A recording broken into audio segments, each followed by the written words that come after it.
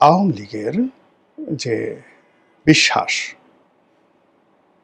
এবং যে আদর্শ এবং যে নীতি, সেটা জয় বাংলা হোক, তারপরে জয় বঙ্গবন্ধু হোক, শেখ হাসিনা হোক, বাংলাদেশি মানে বাঙালি জাতীয়তাবাদ হোক, ধর্মনিরপেক্ষতা হোক, মুক্তিযুদ্ধ হোক, মানে এই যে তার যে অনেকগুলো ন্যারেটিভ রয়েছে, আদর্শ রয়েছে। প্রথমত আওয়ামী লীগ এটা বিশ্বাস, মানে আওয়ামী লীগ নাম শুনলে, নৌকার কথা দেখলেই মানুষের মনের মধ্যে একটা নাচন তৈরি হয়ে যায়, মস্তিষ্কের নাচন তৈরি হয়ে যায়।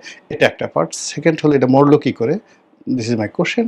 সেকেন্ড হলো এটার যে আদর্শ, আদর্শের কতগুলো যাকে বলা হয় নাম্বার আছে। বললাম যে এটা যেমন মুক্তিযুদ্ধের আদর্শ, জাতীয়তাবাদের আদর্শ, রাজনৈতিক আদর্শ, তারা গরিব মানুষের রাজনীতি করে, মেহনতি মানুষের রাজনীতি করে, প্রান্তিক জনগোষ্ঠী মানুষ করে। এখন আপনি বাংলাদেশে ধরেন যত রিক্সাওয়ালা আছে, 90% রিক্সাওয়ালা আওয়ামী লীগ করে। যত মজুর আছে, মোটে আছে, মেথর আছে, নাফিত আছে, ধোপা আছে, 90% আওয়ামী লীগ করে।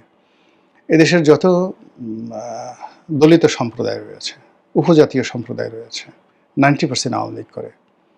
হিন্দু সম্প্রদায় 90% আওয়ামী লীগ করে। তা এই মানুষগুলো তারা কোনো আদর্শ বুঝে না, এটা তারা বিশ্বাসে লালিত হয়। আর এদেশের কবি, সাহিত্যিক, শিল্পী থেকে শুরু করে বড় বড় ব্যবসায়ী, এখন সবাই বেশিরভাগ মানুষ আওয়ামী লীগ করে।